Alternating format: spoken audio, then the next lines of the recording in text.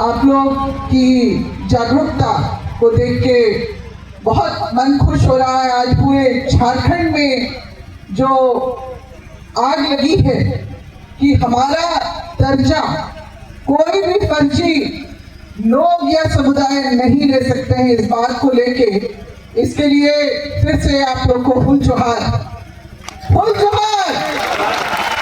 और आदिवासी एकता, आदिवासी एकता, एक तीर एक कमान, एक तीर एक कमान, आदिवासी एक समान। और यही एकता हम लोगों को दिखानी है। जैसे हमारे पूर्वज थे, हमारी अपनी सभ्यता, संस्कृति, विरासत, धरोहर, व्यवस्था को बचाने के लिए अंग्रेजों को घुटने पे टिकवा दिए, तो क्या हम लोग कुर्मी जो हमारा हक अधिकार, हमारी विरासत को छीनना चाहते हैं, हमारे भविष्य को छीनना चाहते हैं, क्या उनके विरोध हम लोग एकजुट होकर खड़े नहीं हो सकते हैं? हो सकते हैं कि नहीं? और ये निश्चित रूप से ये समस्या जो 2001 को शुरू हुई उनकी इस मांग से, उससे पहले झारखंड बनने से पहले इनको याद नहीं था कि ये आदिवासी है। झारखंड बना, 5वीं अनुसूची का दर्जा मिला, तब इनको याद आया कि अरे हम भी तो आदिवासी हैं। तब से इन लोगों ने आदिवासी होने की मांग शुरू की। तो सभी संवैधानिक प्रक्रिया जो हमारे झारखंड राज्य से शुरू हुई, अर्जुन मुंडा, माननीय अर्जुन मुंडा उस समय मुख्यमंत्री थे, उनके द्वारा जो अनुशंसा करके केंद्र को भेजा गया, उसके बाद जब वहां से वापस हुआ तो टीआरआई जो आदिवासी मतलब झारखंड जनजातीय शोध संस्थान के द्वारा जो रिपोर्ट 2004 में बनी, उसके बाद से लगातार संवैधानिक प्रक्रिया में इनका जो दावा है वो ध्वस्त होता गया, मतलब गिरता चला गया। और जब आखिर में टीआरआई जो झारखंड जनजातीय शोध संस्थान के द्वारा ये लिख दिया गया कि बार बार सरकारी दफ्तर जो राजभाषा, कार्मिक राजभाषा सुधार के विभाग से जो बार बार ये आता है कि अद्यतन रिपोर्ट दिया जाए, तो 15-20 साल में कोई सामाजिक जो है व्यवस्था में भिन्नता नहीं आ सकती है। उसके बाद से इन लोगों ने 2002 से रेल रोको डहर छेको का इन्होंने कार्यक्रम शुरू किया, और हम लोगों ने रांची और कुछ इधर उधर से भी सब लोगों ने चिंता ये जाहिर की कि रेल रोकने का काम जो एक पब्लिक सेक्टर है, रेलवे सेक्टर एक ऐसा सेक्टर है जो हमारे गांव के भी बीच से उनका ट्रैक जाता है कि नहीं? हाँ, जिसकी जेब इतनी छोटी होती है, बड़ी जेब वाले लोग भी उसमें चढ़ते हैं और अपनी जगह पर पहुंचते हैं। तो 5 दिन का इन लोगों ने कर लिया, और हम लोगों को भी थोड़ा समझने में उस समय लग गया था कि कैसे ये 5-6 दिन तक इनका चल गया। नहीं किया, एक व्यक्ति के ऊपर भी एफआईआर तक नहीं हुआ, और जो है उनको बातचीत के लिए बुला के उनका वो रेल रोको वाला कार्यक्रम को खत्म किया गया। कुछ हुआ नहीं, और जो है ये लोग 23 में भी हम लोगों ने फिर आदिवासी आक्रोश रैली हम लोगों ने की थी, जो आपके मोराबादी आप लोग गए हैं कि नहीं? रांची मोराबादी मैदान में हमने 12 अप्रैल को वहां पर एक बहुत बड़ी सभा की थी, आप लोग भी जरूर गए होंगे इसमें। और हम लोगों ने वहां से अपना बिगुल फूका था कि हम लोग ऐसे किसी भी समुदाय को जो आदिवासी होने का कभी दावा पहले नहीं किए, और जिन्होंने हमारे साथ भेदभाव किया, अन्याय किया, अत्याचार किया, वैसे लोग जो अभी दावा कर रहे रहे हैं उनका हम लोग विरोध करते हैं और उनको हम लोग कभी भी अपने साथ में हम लोग शामिल नहीं होना देंगे। उसके बाद इन लोगों ने फिर 20 सितंबर को 2023 में फिर से रेल रोको डहर छेको का कार्यक्रम का घोषणा किया। 19 तारीख को पता चला हम लोगों को कि जो ट्रेन डाइवर्ट कर रहे हैं भारत सरकार और कैंसिल भी कर रही है। तो हम और यहाँ पर लक्ष्मी नारायण मुंडा जी यहाँ बैठे हैं, हम दो लोगों ने फौरी तौर पे प्रेस कॉन्फ्रेंस करके जो केंद्र सरकार को टारगेट किया कि मांग वो कर रहे हैं तो आप उनको उनके लिए व्यवस्था क्यों बना रहे हैं, ट्रेन क्यों कैंसिल कर रहे हैं, ट्रेन डाइवर्ट क्यों कर रहे हैं, यानी कि आपकी मौन स्वीकृति है और आप वही दोहराना चाहते हैं जो मणिपुर में हुआ। तो उसके बाद से फिर एसडीओ रांची सदर, आपका चांडिल, जमशेदपुर, धनबाद के जो वहां से चिट्ठी निकली कि जो भी ये काम करेगा उसको एहतियातन मतलब उसको हिरासत में लिया जाएगा, सब अगुआ लोगों को। और उस बार एक दिन का होके उन लोगों ने जबरदस्ती किया और उसको खत्म हुआ। 24 हमारा चुनावी साल था, अभी इस दोनों ने फिर से 2025 में ये जो मांग उठाई और इस बार तो इन लोगों ने सब सीमा मतलब इन लोगों का खींच इतना ज्यादा बढ़ गया कि सोशल मीडिया ने हमारी बहन बेटियों के साथ, हमारे लोगों के साथ गाली गलौज तक उतर आए। आदिवासी जो असली होता है, अगर एक दूसरे से परेशानी हो तो वो छिटक जाएगा, मगर इस तरह से भिड़ेगा नहीं। भिड़ता है क्या? गाली गलौज करता है क्या? अपमान करता है क्या? नहीं, ये हमारे संस्कार नहीं है। मगर ये लोग बोलता है, सोशल मीडिया में बोला है, अरे तुम लोग तो कोल कुकुर हो, हम लोग को नहीं बनना है। कोई बोल ही देता है इस तरह का। हाँ, और अभी हाल में बोला कि हम लोग 100% ला के भी पढ़ाई करके हम लोग को नौकरी नहीं मिलती है, इन लोग को 20-30% में भी इन लोग को नौकरी मिल रही है, फिर भी आदिवासी बनना है क्यों? और ये दिखाते हैं 1913 का वो नोटिफिकेशन कि आदिवासी के बीच में कुर्मी को भी अंग्रेजों ने डाल दिया था, तो फिर 14 में क्यों निकाला था?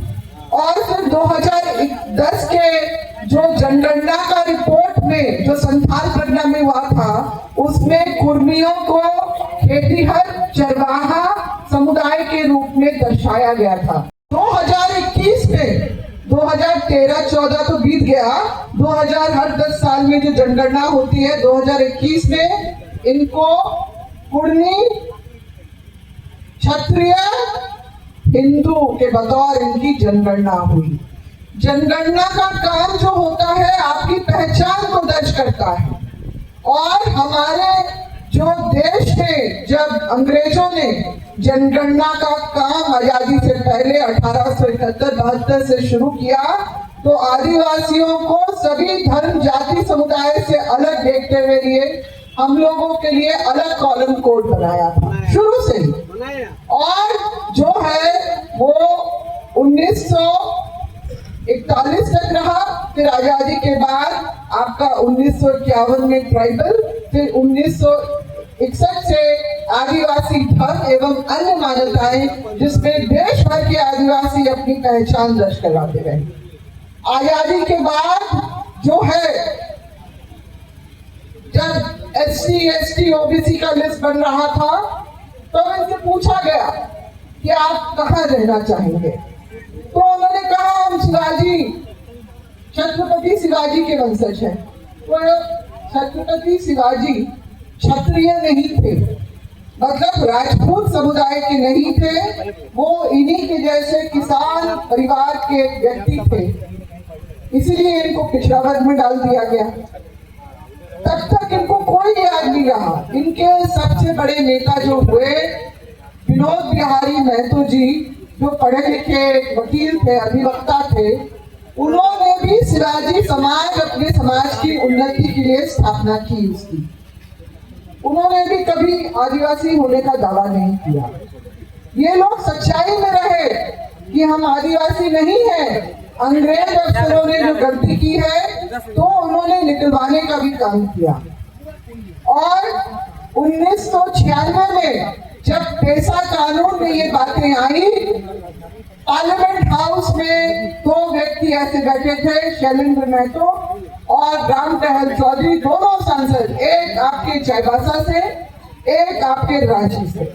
इन्होंने इस बात का विरोध किया कि अनुसूचित क्षेत्र में आदिवासियों को व्यवस्था में प्राथमिकता मिलेगी, इसका जोरदार विरोध किया।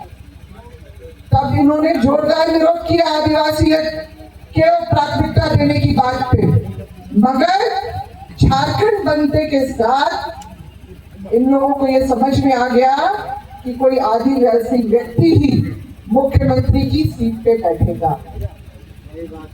तभी इन लोगों ने 2001 से ये शुरू किया और लगातार जो है इनका चलता रहा। संवैधानिक प्रक्रिया जो होता है आपका पार्लियामेंट हाउस, आपका इधर विधानसभा, और आपके जो पश्चिम बंगाल के जो कोलकाता में हाईकोर्ट भी ये लोग गए और वहां पर भी इन लोगों ने अपनी मांग को रखा तो वहां खारिज हो गया। नॉन मेंटेनेबल बोला गया कि ये केस आगे जा ही नहीं सकता है के तौर पे, न PIL के बतौर, वहां से कैंसिल हो गया। उड़ीसा सरकार ने 2014 में इनको OBC लिस्ट में डाल दिया।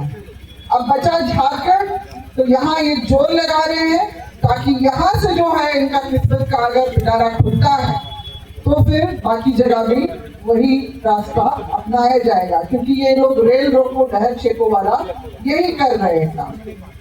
और अभी डहर शब्द इतना इन लोग को पसंद आ गया है कि ये लोग डहरे सोहराई कर रहे हैं, डहरे करम कर रहे हैं। क्या आपने कभी डहर में करम या सोहराई मनाया है? डहर में अब तो इतना डहर कर रहे हैं कि हो सकता है शादी ब्याह छठी मुंडन भी ये लोग डहर में ही कर दें। मगर ये जहां अपने आप को साबित करना चाह रहे हैं कि हम आदिवासी हैं, इन्होंने हर सीमा इस तरह से भी पार की कि बोकारो से मुझे एक फोन आया, एक संताली भाई थे, वो बोले कि दीदी देखिए, बोलते हैं कि जाहिर खान भी हमारा है। संताली मुंडा ये लोग सब बाद में आए हैं, इन लोगों ने हमारा जगह लिया है, हमसे सीखा है, और अब ये लोग जो है हम लोग इन लोग को हटाएंगे और हम लोग आएंगे। तो ये लोग सिर्फ दर्जा इसलिए पाना चाहते हैं ताकि आदिवासियों को हमेशा हमेशा के लिए आदिवासियत को खत्म कर दें, जो कि निश्चित रूप से RSS का एजेंडा नंबर 1 था 1994 के अधिवेशन के बाद। एजेंडा नंबर 1 आदिवासियों को खत्म न करना, एजेंडा नंबर 2 संपूर्ण हिंदू राष्ट्र बनाना। तो 1994 के बाद जब 1914 में प्रधानमंत्री कौन बने? नरेंद्र मोदी के आने के बाद ही देखा कि आपने कि जिस तरह से हमारे लोकतांत्रिक व्यवस्था में हमारा ये पूरा देश चलता था, किस तरह से 2014 में चर्च पे हमला, 2015 में मुसलमानों पे हमला और 2016 में सरना सनातनी एक है इसका नारा लगा। यानी आदिवासी हिंदू ही तो है, तो उसको अलग से कॉलम कोड क्यों? मोहन भागवत RSS के प्रमुख झारखंड में बोल के गए। ये लोग कौन होते हैं तय करने वाले कि आदिवासी कौन है क्या है? और आपको मैं बताना चाहूंगी कि हमारा जो कॉलम कोड जो अन्य का था, आदिवासी धर्म एवं अन्य मान्यताओं का, वो अभी वर्तमान में हटा दिया गया है। भारत सरकार ने हटा दिया है और 2023 में उसका जो परिणाम, दुष्परिणाम देखने के लिए मिला कि जैक बोर्ड ने जब नेशनल स्कॉलरशिप के लिए फॉर्मेट ऑनलाइन जारी किया तो उसमें हिंदू, मुस्लिम, ईसाई, सिख और जैन बच्चों के लिए कॉलम कोड था, मगर सन्ना आदिवासी बच्चों के लिए नहीं था। तो मैंने जैक के अध्यक्ष से ये सवाल किया फोन करके, तो उन्होंने कहा कि ये हमारा नहीं है, गवर्नमेंट ऑफ इंडिया का फॉर्मेट है। मैंने कहा कि आप एक महतो जी थे, डॉक्टर महतो, मैंने उनसे कहा कि आप संवैधानिक पद पे बैठे हैं और आपका काम है कि आप चिट्ठी लिख के वहां बताएं दिल्ली सरकार को या भारत सरकार को कि ये गड़बड़ी हुई है, इसको सुधारा जाए। और जब तक हम लोगों ने परिषद, जो कार्तिक बाबा ने अखिल भारतीय आदिवासी विकास परिषद बनाया है, पूरे देश भर में इसमें देश भर के आदिवासी इसमें जुड़े हैं। हमने जब जैक ऑफिस का घेराव किया तब जाके वहां से चिट्ठी निकली, मगर आज तक उसका कोई परिणाम नहीं निकला।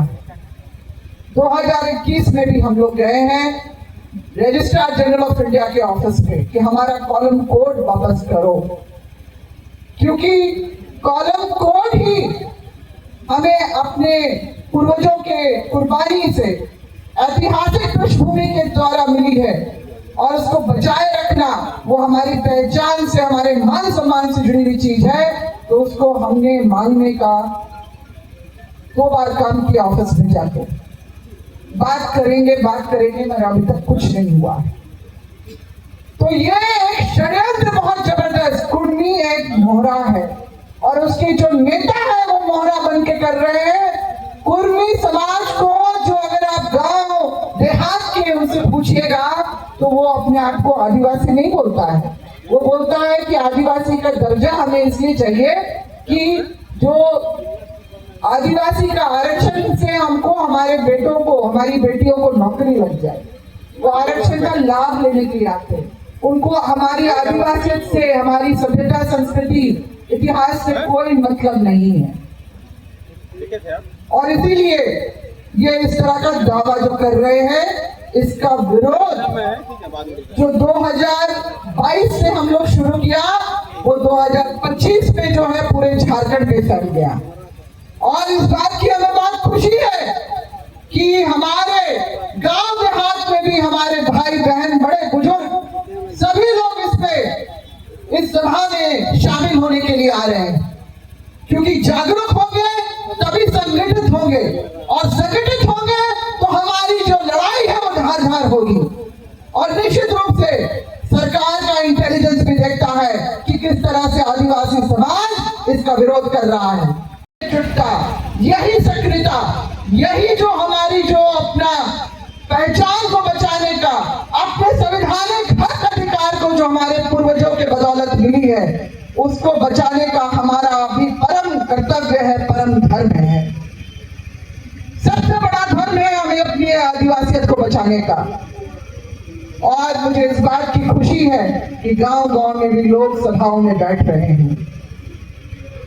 इस बात का मुझे पूरा भरोसा है कि हम लोग सब मिलकर इस लड़ाई को लड़ेंगे सरकारों के खिलाफ।